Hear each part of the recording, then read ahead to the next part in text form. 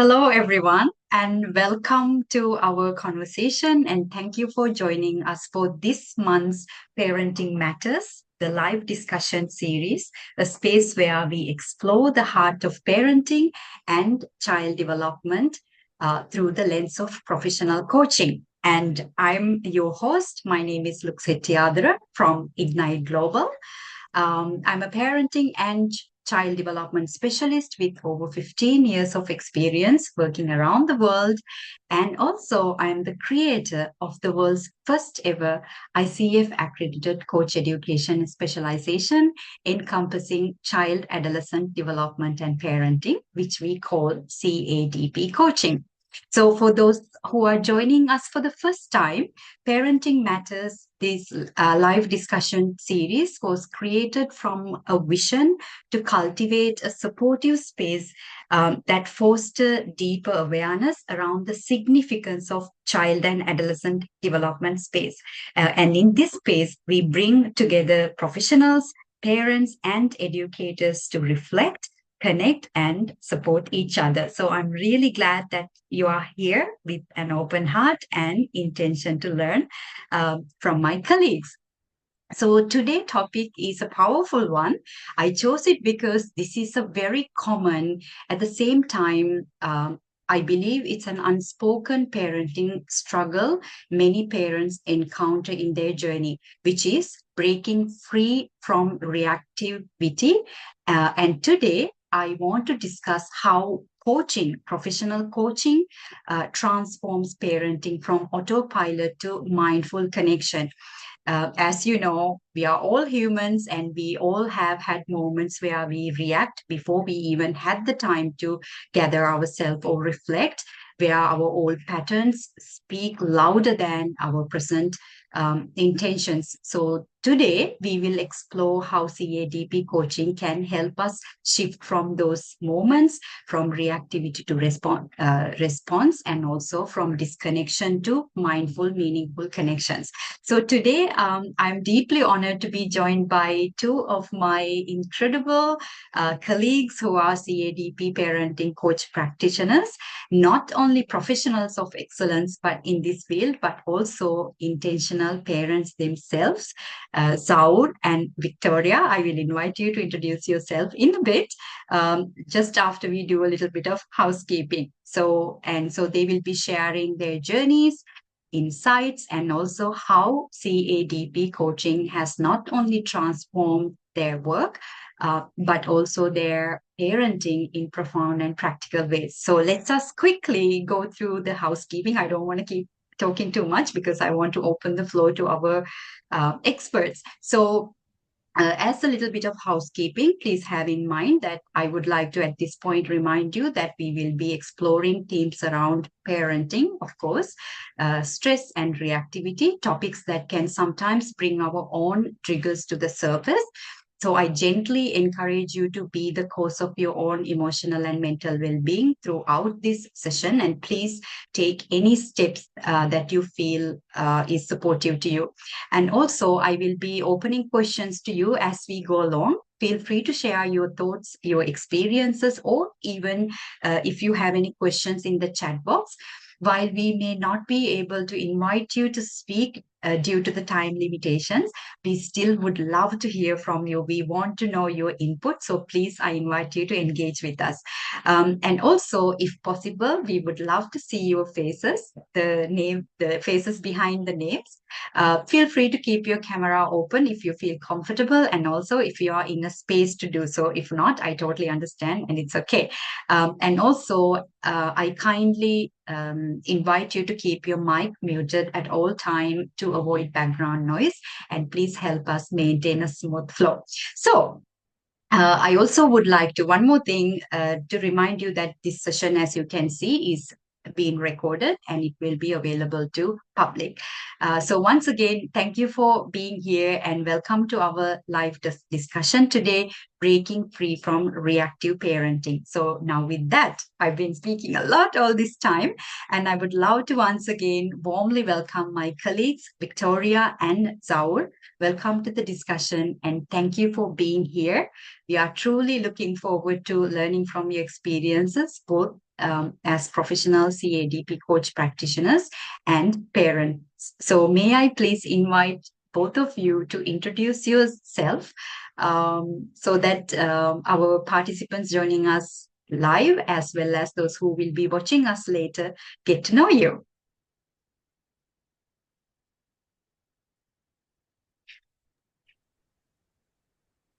Zaur, if you don't mind, let's go ladies first.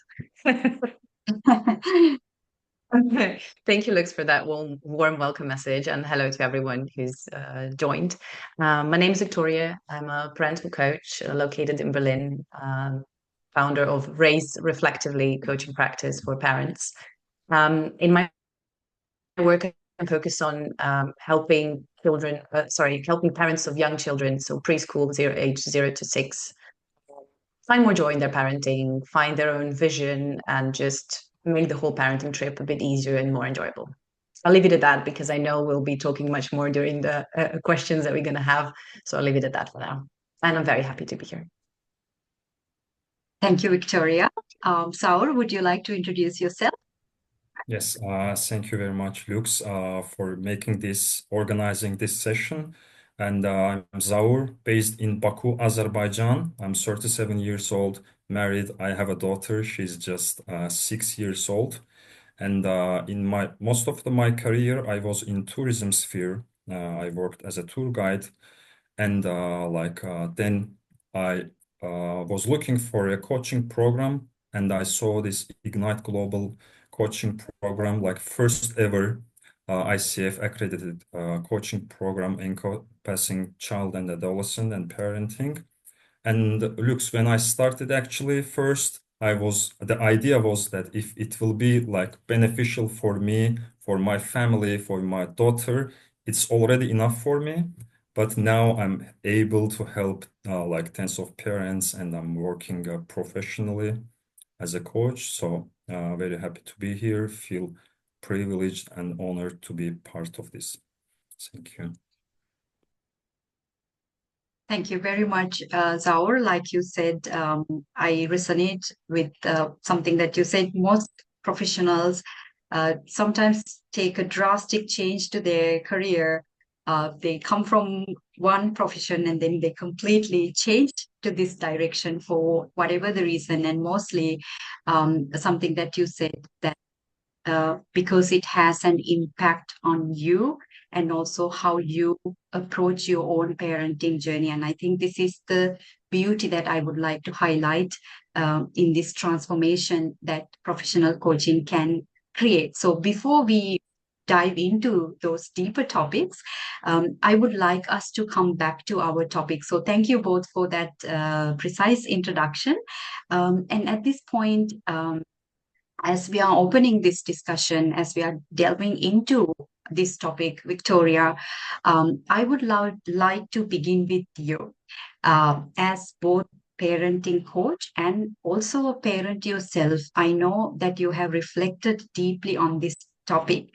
And also I know that you are someone who deliberately educated yourself on parenting and child development through reading books and other resources and other sort of trainings before you became a parent. And I remember how you emphasize on how much of a positive impact it had on your parenting approach and the relationship with your child. So would you help us understand, coming back to our topic, what is parenting on autopilot? Because this is a very commonly used topic as well, that we all often use the word autopilot, but I would like to understand it in depth from a professional perspective, especially what is parenting on autopilot and how does it manifest in those everyday parenting moments, especially the ones we often rush through without even actually realizing.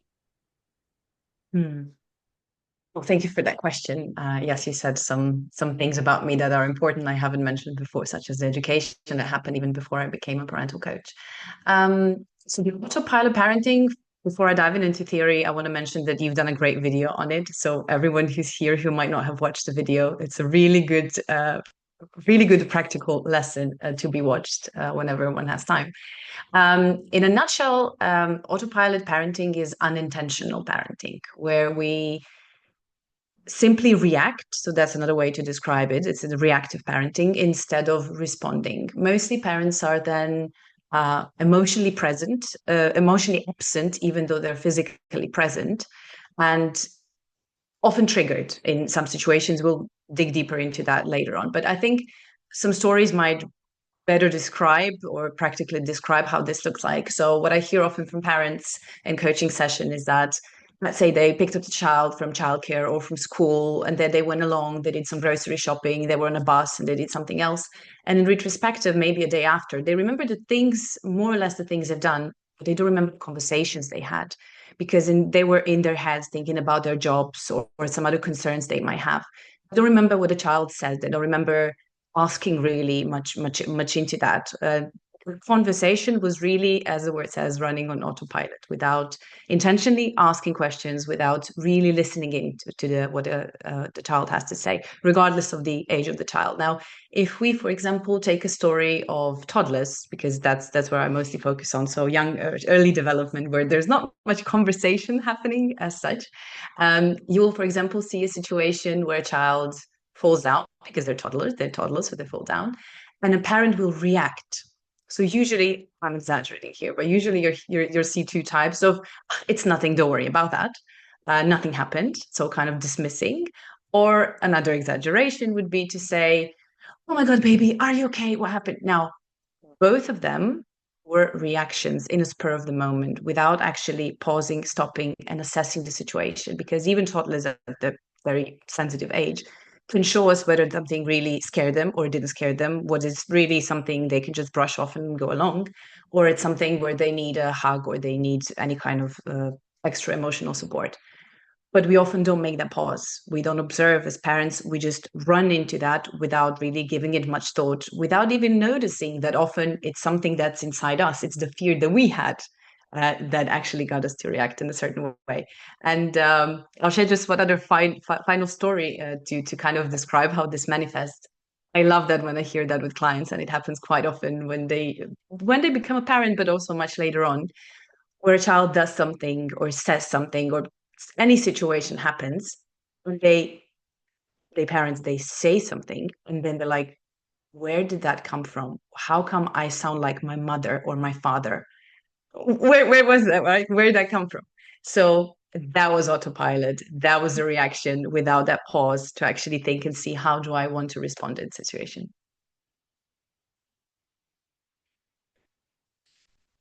Thank you very much for that insight, Viktorija. And also, I really love the examples that you used here, because these are some of the things I hear all the time from the parents that I work with. And something that you said reminded me of this reactivity. There was this one time a parent said, you know, I really don't want to do this. It's like there is a button and it gets pushed without my interference. And she said, I just don't know how not to get that button pushed. So it just, as you were speaking, it just came to me, and I was thinking like how true this is. And also to add to what you said, Viktorija, we also, when we talk about reactivity and being on autopilot mode, something that we must remember is that we are parenting children in a very, very different world compared to what the world was before. And this world is a very fast-paced world, and you know that if you are observing the length of and social media ad that we see, it's becoming shorter and shorter and shorter. The reason is our attention span is becoming shorter and shorter and shorter. That in fact, at the moment, I'm undergoing certain education to expand my child development in parenting psychology education. And recently, I just had a session with my supervisor last week, and in the group session, what was being shared was that when we use research for new parenting strategies and in our work, when we use them, we were invited to use research only up to a decade past, because the world has changed completely with the enhancement of the technology, especially AI. So when we say parenting on autopilot, we also need to remember that we are bombarded with so many unseen responsibilities, distractions, and it's almost very difficult to keep that attention centered and focused because there is so much noise and chaos going on. So I see great value in what you shared, Viktorija, especially when you said that sometimes we are here, we are present, we feel like we are in the moment, but are we really in the moment in our head? As in, is our mind and our body connected? Now, this is something that I address also with the parents that I work with, because we know that when it comes to regulation, when it comes to being in the present moment, it's not just our mind. We also have a body, and we can only ground ourselves into our body. So it's very I'm curious even more to hear what you said, Viktorija. At the same time, I'm very well aware of our time limitations, but this is good food for thought because we can create more discussions around this topic.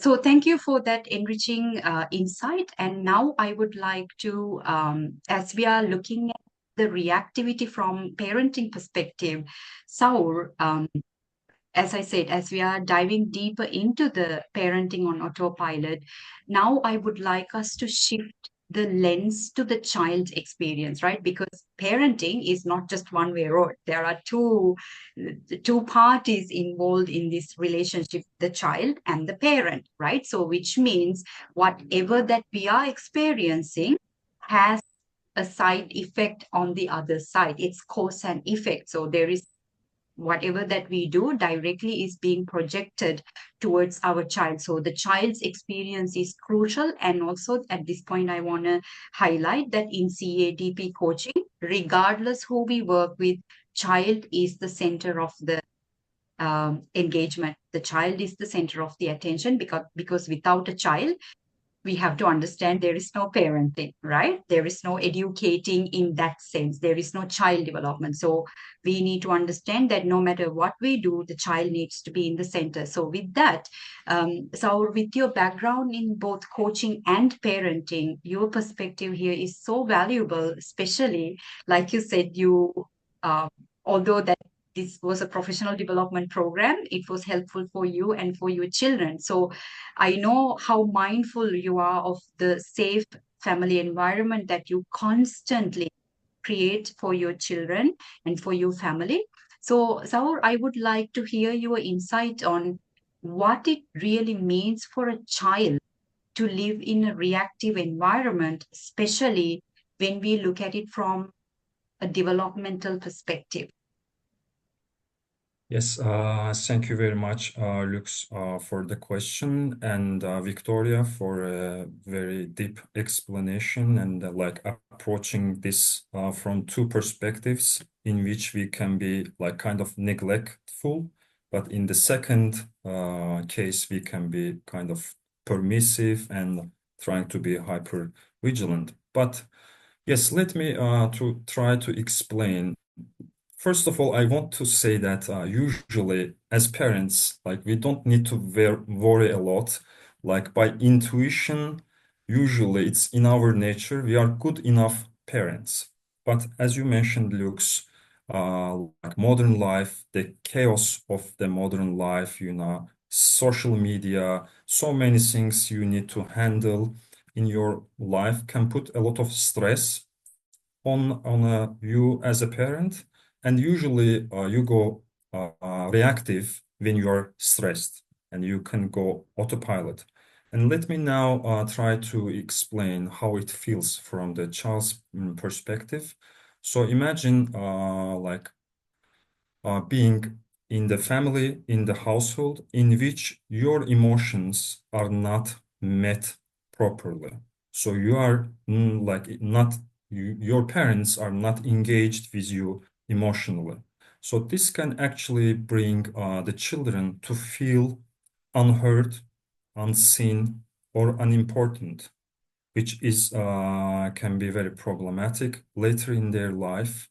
And also, when children are very, very cooperative. They have a lot of invitations for us to play, to like share some moments, to be present with them. But imagine that every time they invite you to do something, you just keep pushing them off. You say, not now, maybe later. You don't like let them to express their feelings, their emotions. You don't validate their emotions, and you don't have like shared moments. They can feel that they have something is wrong with them. They can feel that they don't deserve your attention or your love. And this question can be internalized, and this question can follow them later in life. And this brings a lot of problems. Actually, this can bring like a lack of self-esteem, lack of self-confidence, and this can bring insecure attachment with your parents, which later in life can create problems for you.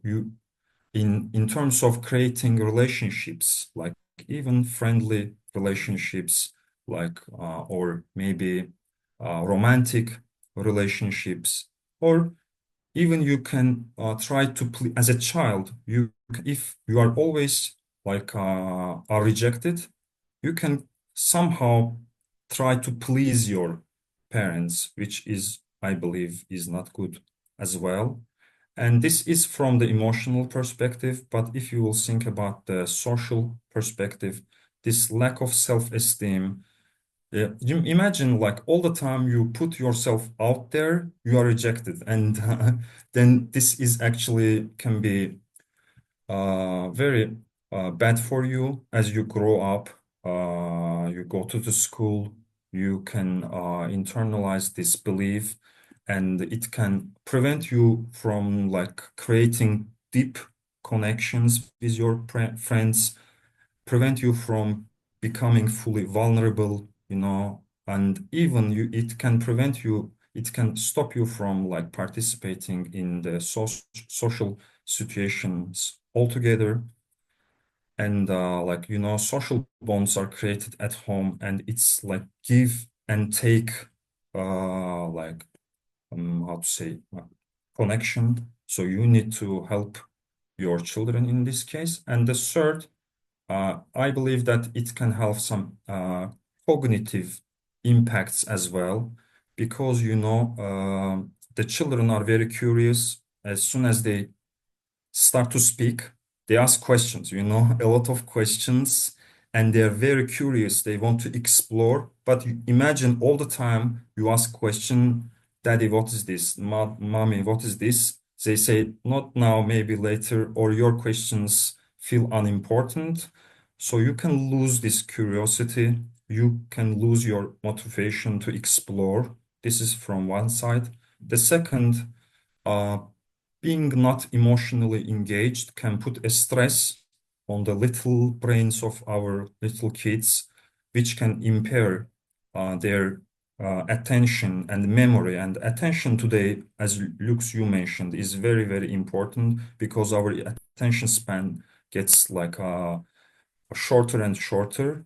And then again, this stress and fear of rejection, and parents not teaching their children to regulate their feelings, their emotions, can have problems for them in the problem solving, about creativity, etc. And all those can bring to academic, issues.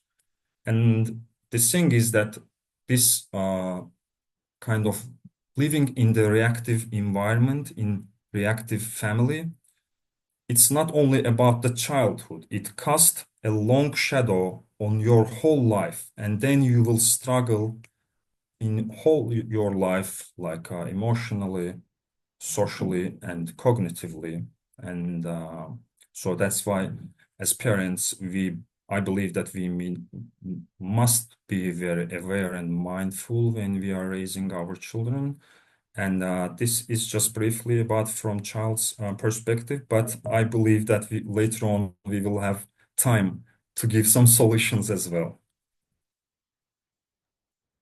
Thank you very much, Zaur, for going so deep into everything that you shared, and also looking at from truly a practical perspective. I would it brings me some insights that I would like to add, that potentially would expand everything that you said. So first of all, thank you for all the truly like thought-provoking answer that you provided. And now, what comes to mind is, as you're speaking, Zaur, that especially as we look at this from the child development perspective, right? This is our interaction directly, how it's impacting the child development. This is crucial because think about it.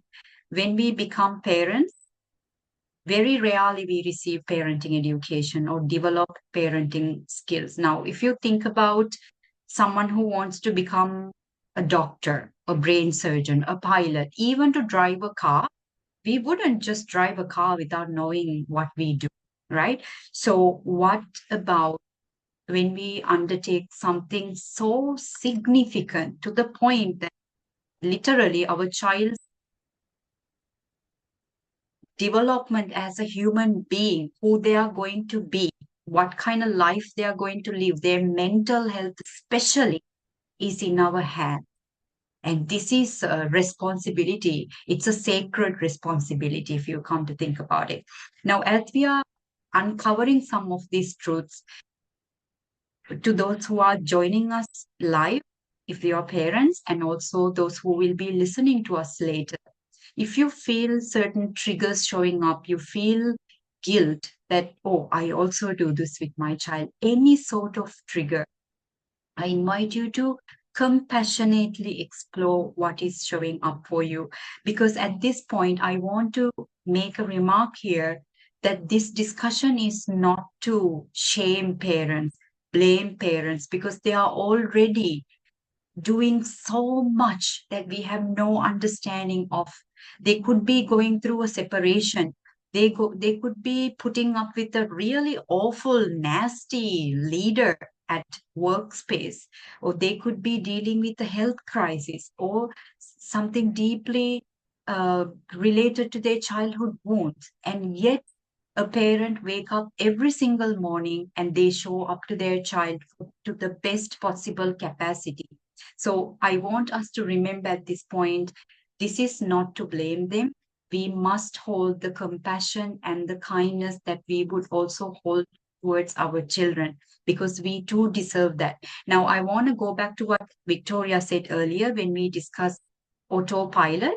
Autopilot already means it is unconscious, right? If we were conscious, if we were aware, we wouldn't behave that way. So this means these reactions, these responses are unintentional. Now, the truth is, although they are unintentional and seemingly insignificant, as simple as like what Zaur said, when the child wants to connect with you, but you don't have the time because you are bombarded with a lot of workload, and you say, not now, go later, the child doesn't understand what you are trying to communicate, because at that age, in their developmental journey, children absorb everything literally, and they like you said rightfully, Zaur, they internalize what they experience. You know that I also spoke about this in the video. Children don't learn necessarily what we teach or what we say. They learn what they live, which this is why we say a child is a byproduct of their environment, right? So looking at from that perspective, if you feel that you have already maybe have these responses, which is totally understandable if you're a human, and please be gentle with yourself, be kind with yourself. This doesn't mean in any way that you're a bad parent or that you are doing a lousy job as a parent. This means the fact that you are here, the fact that you are curious to learn about this topic. If you are watching this or reading, whatever that you do, that's a sign of that you are breaking that pattern. So I gently invite you to tap on your shoulder and truly congratulate yourself. Celebrate, exactly, Saul. Celebrate yourself, taking these seemingly small steps, but knowing that they are at the end of the day is going to contribute to a larger impact. And also, Saul, you discuss about creativity and learning, how that impact with children. Now, very briefly, without taking too much of our time from my colleagues, I want to share this experience, which I think makes a lot of sense. On top of what Zaur said, how some of these reactions impact our development as children and then show up later in our adulthood. Like you said, Saur, one of the big area, significant area that this shows up is on top of everything, our relationships, whether it's our friendship, especially our romantic partnerships, family relationships, all of this. Because think about it, a child is not only growing up, they are mimicking our behavior, they are modeling what has been modeled towards them. So when you say that a child needs to learn in order for a child to healthily learn and create in an environment, we need to make sure that they have an environment that supports their nervous system, which is regulated so that they can focus on learning. Their brain, it's not something that they do consciously, that their brain parts can focus on learning and creativity, not firefighting, not be in the fight and flight response or the freeze response, so that their amygdala is hyperactivated. Therefore, the other parts of their brain doesn't receive enough attention and blood flow. So therefore, their brain literally cannot develop in the right healthy way. So as I said, I want to really go deep into these topics, but well, we have a limited time, so let's try to maximize what we have. Right. So as I can see that we are diving deeper and deeper into this conversation. So now this time I would like to hear from Viktorija, as I still would like to go a little, at least little deeper into the internal journey of parents, right? So we look at it from now reactivity from the parenting perspective. We also look at the impact from the child's perspective. And please help us understand now, as I spoke about, that these are unintentional responses, right? No one wake up in the morning and think, today I'm going to yell all day long, right? We don't do that.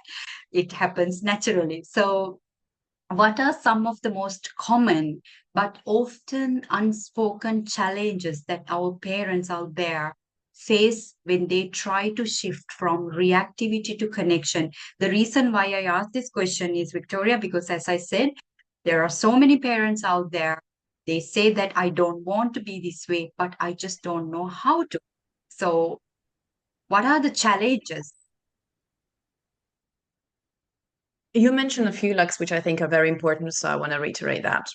One is that it's not typical for parents, it's typical for humans of our time, is that we are distracted beings. Now, I don't want to dwell too much into the effect of technology, social media, or that, but the fact is that we live in a very fast-paced world. To the extent that there are those who are arguing that we're turning into human doings instead of human beings, we're very rarely into the just being ourselves. So obviously that's, as I said, a problem that many have. But in parenting, actually, here I want to share, I think it's a bit of a piece of a good news, is that our children live in here and now. They're not in their heads. They're not on autopilot, especially during the young development. And actually, by asking us questions, by being so present, I mean, just think of a child who sees a butterfly on the way to, I don't know, school or theater or whatever. They are very much here. And they extend this hand of, come be with me in the here and now. The problem is that, again, we're so much into our heads most often than not, that we miss that opportunity. Now, that's a bit of a tricky thing with moving from autopilot to being a mindful parent, is that very often we understand we are on autopilot only in retrospective, that we have been on the autopilot. Or when we catch ourselves in a moment asking, like, am I really here? Am I really present? Or am I thinking about my job? Am I thinking about my boss? Am I thinking about sick parents or whatnot? The reality of many people is that they have very challenging jobs. Even those who are at home with their kids, it's a challenging job still, just sits on its own. So that's also part of the problem. the whole ecology around us is often so that parents lack support. There's no systemic support, family support. We live pretty isolated in our isolated communities, not as isolated as in Corona times, but different kind of isolation for parents. And there's also the fact that very often we don't even know how to be mindful because no one really modeled that for us. The previous generation, even though we didn't have, I mean, most of our parents didn't have internet and social media and what we have today, still it was a very fast-paced world. And most parents who are struggling with moving from autopilot to mindful parenting are not aware of, or not even skillful, let's say, at how to be in tune with myself, how to recognize what's happening inside me, and how to stop that movie happening from my head or whatever's happening inside with my heart, with my emotions. So one interesting thing that I find happens is that even parents who have done parental education, they read about this. They know how that looks in theory. They still struggle with implementing this in practice. Again, partially due to the fact that this wasn't modeled. So it's something that really needs to be learned as a new skill, not just as a theory. So it also takes time. And also, again, because of not having the support system. Because there's this beautiful story I have from a client who was struggling to move from autopilot parenting to mindful parenting, just be more in the present moment for herself and also for her child, where she would have the support from a partner who was more of a mindful person and who would say, hey, stop, just pause for a second. I think you're getting upset. Is there something you need? Right. So then she would learn how to do that herself, because in the moment when being on autopilot, of course, she wasn't even noticing that she's on autopilot. I can go on about this, but I'm mindful of the time, so I'll leave it at that. And the important thing I want to notice here is that each parent has their own set of struggles, what prevents them or what makes it hard for them to move towards mindful parenting. And saying that and understanding that it's a privilege for some people, I still feel, and I see with my clients, that it's possible. That it's really possible with just a bit of thinking out of the box, coming up with solutions, maybe working with someone. It is possible to make one step at a time towards being more mindful.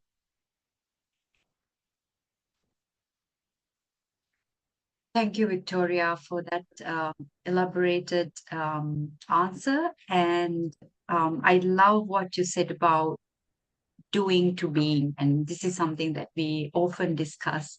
I remember that you share this very often in our conversations, the importance of being instead of doing to being. And I think it's not just, I know that we explore this very deeply, comprehensively as a competency. When we discuss the coaching competency, I see a framework.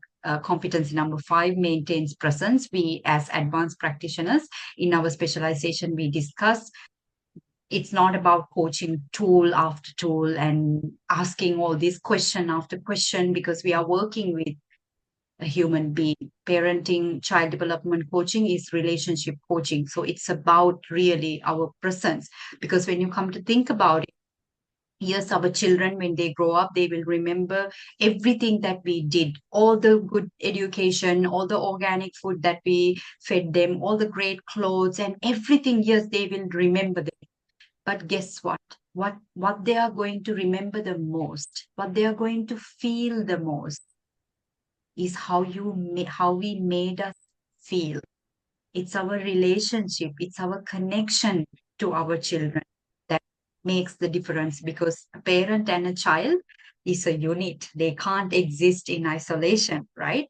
And looking at that, Viktorija, looking at it from this isolation perspective, like you said, I resonate with some experiences from my client, that we don't see so many different layers that influence our parenting. For example, like you said, we talk about the ecology of parenting, the ecosystem of a family. We look at 5 different layers and we understand that, oh, it looks like that I have this problem that I'm reacting to, but it's actually not my child that I'm reacting to. I'm reacting to one of my own inner wounds that is in my childhood that I need to work on. Or this reaction is coming from this particular system of my family ecosystem, and I don't need to fix my child, or I don't need to fix myself. What I need to fix is that problematic aspect in my ecosystem. So these are the unseen challenges very often our parents uh, encounter. So thank you for sharing that, Victoria. And as we are now expanding this conversation and our awareness about this topic, I would like to now shift our attention in this at this point to more of professional coaching, and how do we catalyze that transformation, because I know some of those who are joining us also interested in learning how can that help, because something that we see is that there are so many parenting methodologies, approaches, but if you look at them, they are all one fit all. But we know that parenting is not something that we can do with cookie cutter approach. Every family is different. Every child is different by DNA. So how can we ever just walk into someone's family as I know it all and tell you, oh, you should do A, B, C, D. Yeah, there are certain things that we can suggest and recommend for parents that can complement the plan, the vision. But the vision has to come from the parent. The goals, the intentions have to come from the parent, because I don't know that family. Think about it. Who knows they're better than the parent who gave life to that child?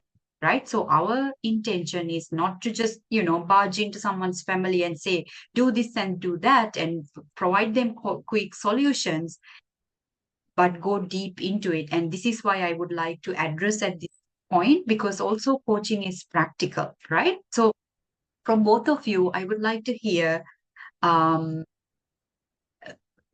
how does CADP coaching act as a catalyst, especially in deepening parents' inherent intuition and self-awareness? And also in that process, what role do you see yourself playing as a professional coach?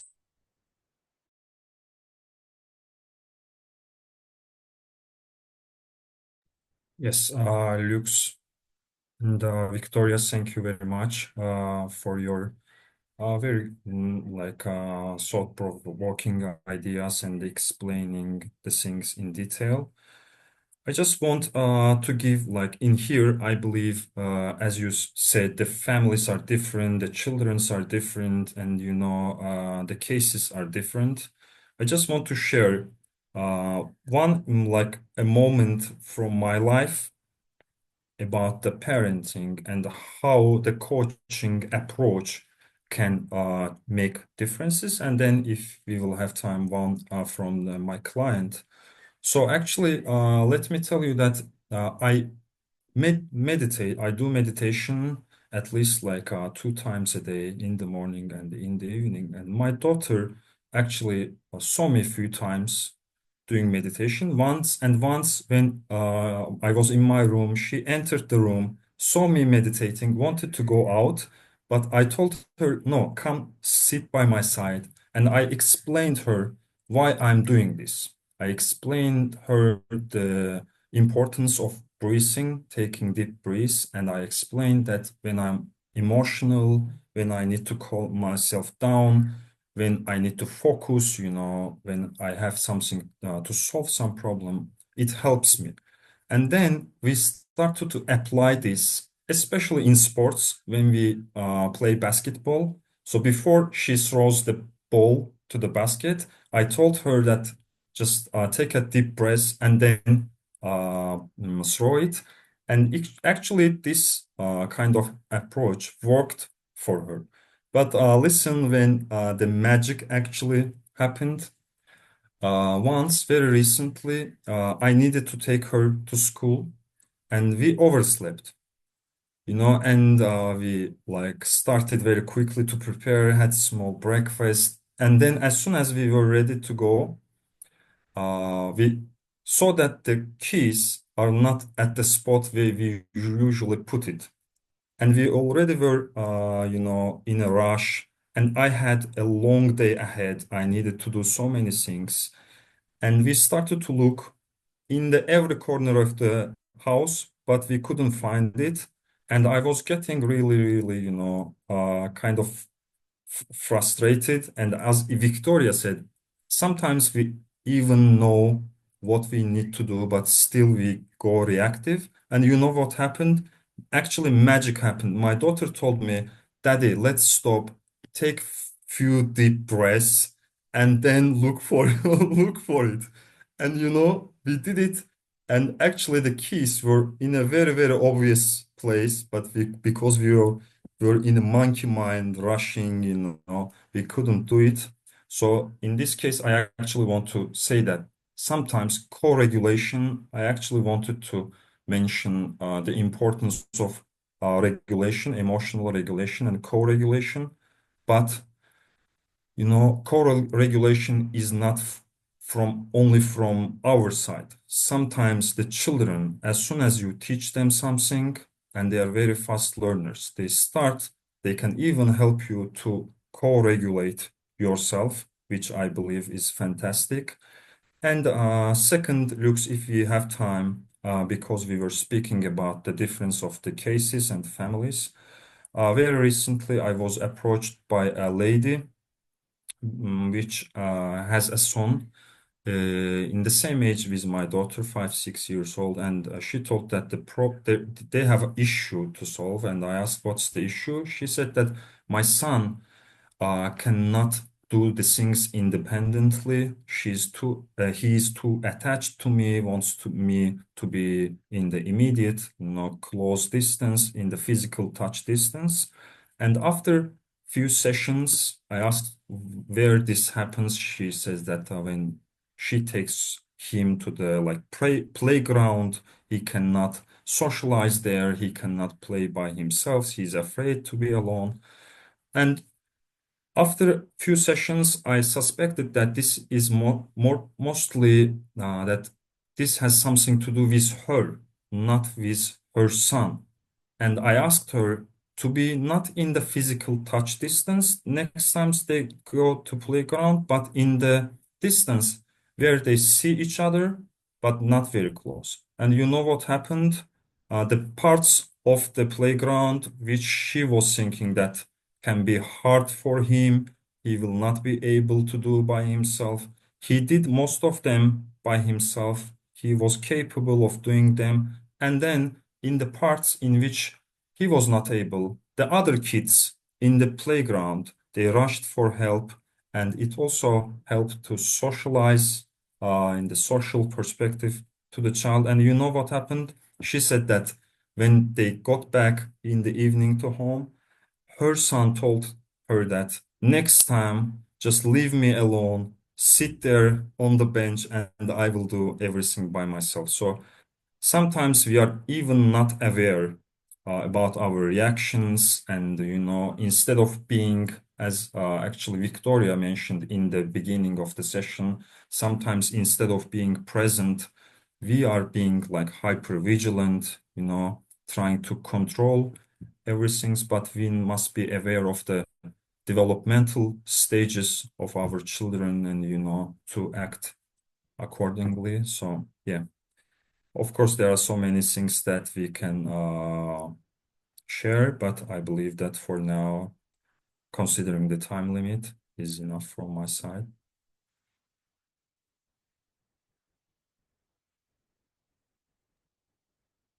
Thank you, Zaur, for that addition. And Victoria, we would love to hear from you as well. Yeah, thank you. I'll try to keep it a bit shorter because I know we have a mindful of time. Kind of build up on what Zaur has said. I'd say that the professional CADP coaching or any kind of parental coaching, at least as per the ICF definition, it helps parents tune out the noise. And by the noise, I mean the beliefs, opinions of others that come to us, and sometimes we're unaware of that, but also the noise in terms of the inner conversations that many parents have, again, because of the most likely internalized beliefs that they have had their whole life or that they have built before that. And what it does, I think we need to clarify here something about coaching. For many, coaching means almost like counseling or advising. And while we CADP coaches do have that specialization in child development, and we can provide certain tools for education, and many of us actually do. Coaching per se is more focused on the client and their own whys, their own hows, their own triggers, their own feelings, their own beliefs. So they're not really shoulds and musts. There may be guidelines and, as I said, some education in terms of what certain developmental age or stage where the child is might bring with itself. But it's mostly about identifying parental own triggers, because we all react differently, right? For someone, the fact that as my colleague said, the child is independent and not independent at a certain age might not be big of an issue. They actually enjoy it. For someone else, it's a struggle. And the question is, what we would be then working on in coaching is, why is it a struggle for you? Why does this particular topic bother you so much? What is behind that? So those are the whys, and also there are the whys of the child. Why is the child acting that way? And it's so interesting. Sometimes parents, that when they come to coaching, they are asking that exact question. Why is my child being X and Y? So needy, acting in a certain way, or whatever it is. During the coaching conversation and coaching engagement, they would ask the same question with a bit of a different intention. Why is my child being so needy? What is behind that? What is the context? And then comes the second part, which is, how can I mindfully respond to that? How do I want to respond to that? What do I believe in? And how can I incorporate that I personally believe in, my values, into my parenting and into everyday interaction with that child? On a playground, when we talk about school, or whatnot. Much more to say, but let's leave it at that for now. Thank you very much, Viktorija. I think you put together different elements, like how we are rooted in ICF core coaching competency principles.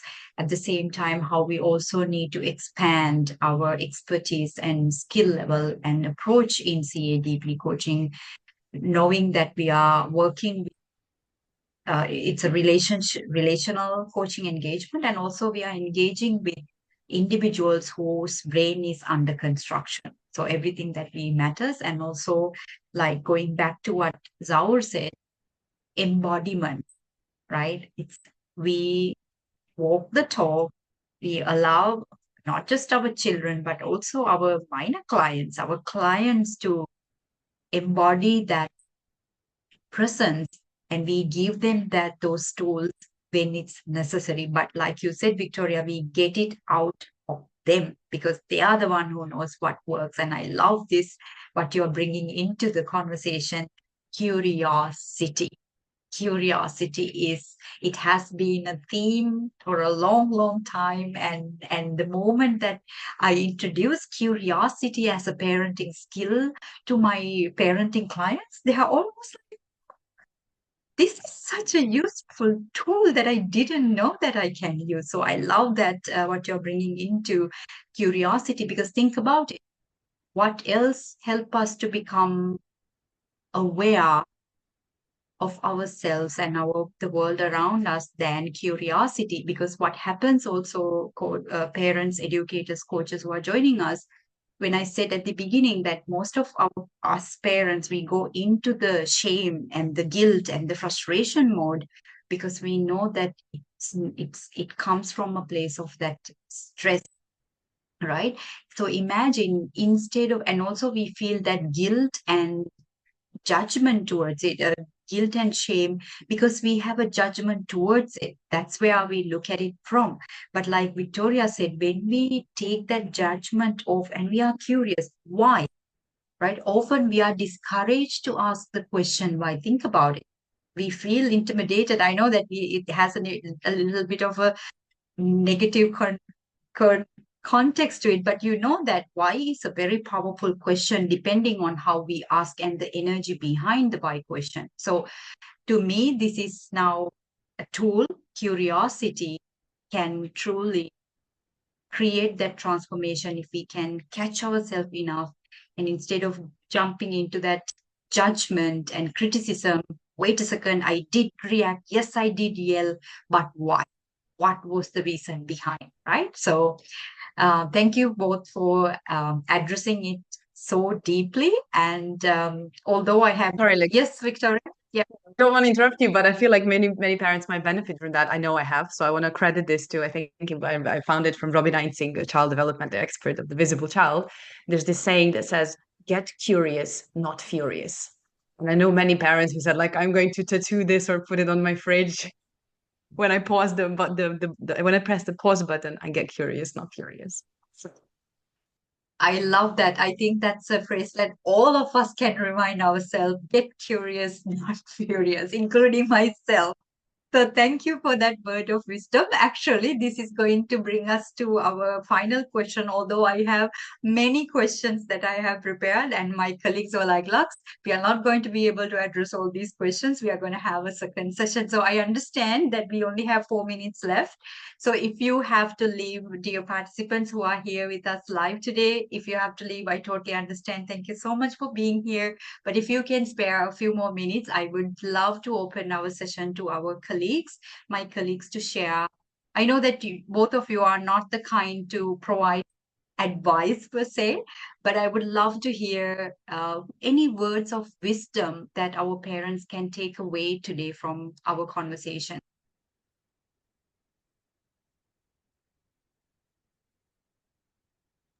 Yes.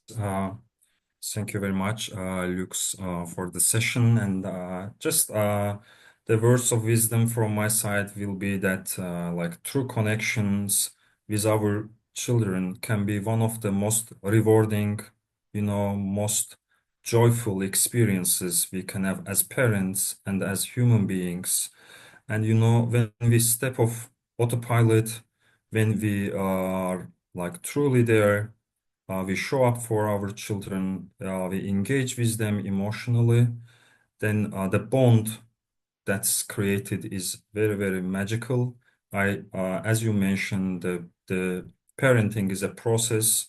I invite everyone to embrace this process and to enjoy it, to be more mindful and aware and just to enjoy. Thank you very much. Thank you, Zaur. Victoria, over to you. thank you. Well, maybe I'll build up on that then what Zao said. For those who are trying to switch from autopilot to mindful parenting, that's something that takes practice. That's something that requires a lot of patience, the patience we need to have for our children, and especially as they're developing, and patience that we have to have for ourselves.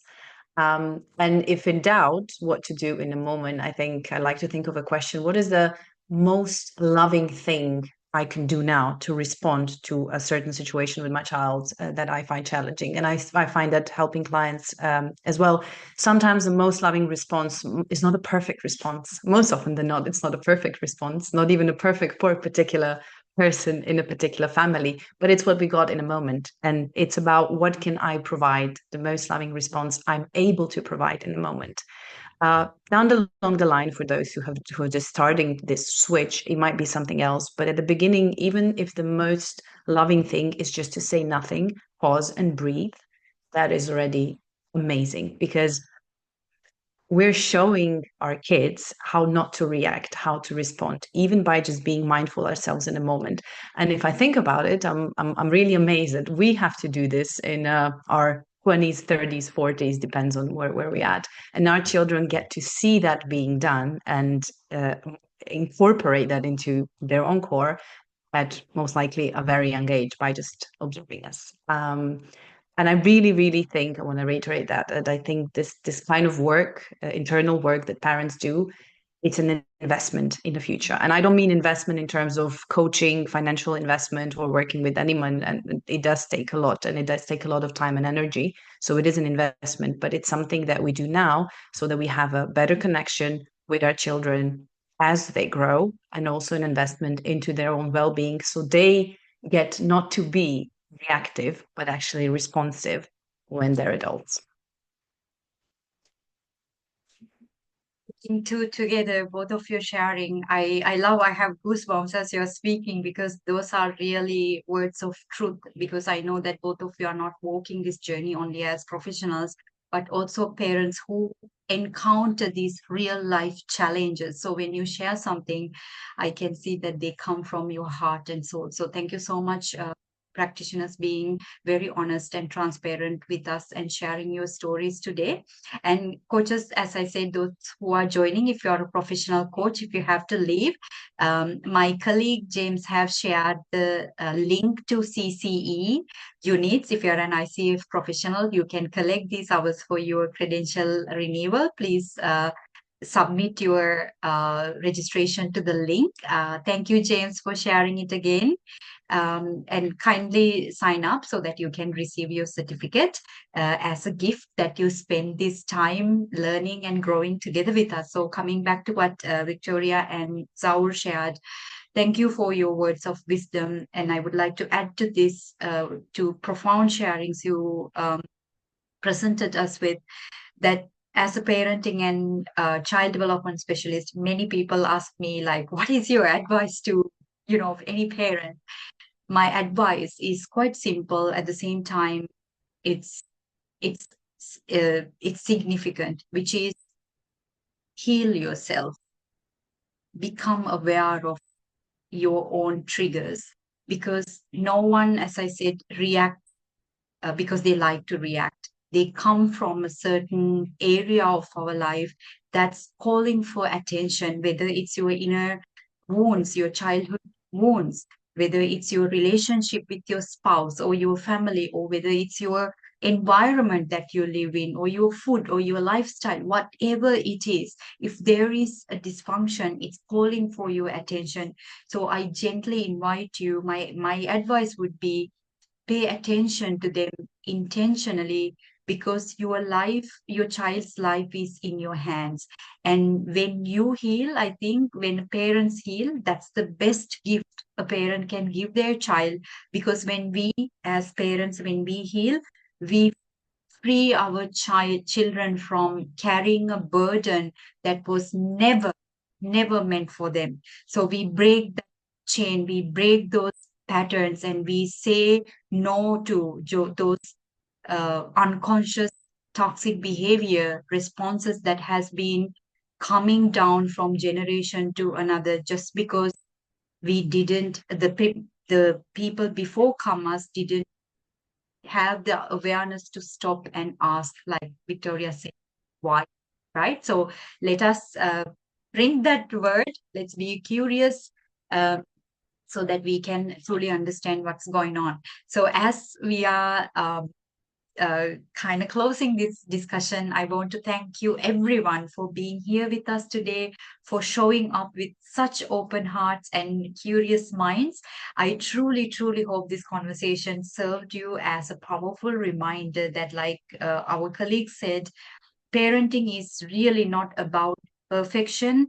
It's about presence. It's about being. It's about becoming aware of our patterns, being willing to take that pause and choosing to connect rather than control, even when it's hard. And I'm not saying it's easy. It is hard, but it's that making a different choice, especially when it's in the hardest moment. So Viktorija and Zaur, thank you so much for your experiences, your insights, your honesty, transparency, and all the wisdom that you shared with us. I am certain that these insights you very generously shared with us today will offer something truly powerful for every parent watching us, whether you're a parent or a professional. So Viktorija and Zaur, also, I want to invite you at this point to please share your contact information in the chat box, so that if any of our participants who are watching us, or later, if someone want to reach out to you with their concerns, they know where to find you. And to all our dear participants, thank you for listening and reflecting with us, and also holding such this space with respect and care. And so if today's conversation sparked something in you, a question, a realization, or a gentle shift, I encourage you to gently take it with you. Let it sit, let it grow. As I said, no judgments, no shame, no guilt, only curiosity, compassion, and kindness. Know that not just as a parent or a professional, we are also developing a relationship with ourselves and the children and your clients. So it's important that we embody those qualities. So we will be back next month with another Parenting Matters live discussion. And meanwhile, if you would like to get in touch with me or get to know about our CADP education specialization and other programs, or to know about my colleagues and their services, feel free to reach out to our brilliant Ignite team and they will do the needful. So until we meet again, I hope that you stay kind to yourself and curious about the world within and out. So please take care and we will see you next time. Bye.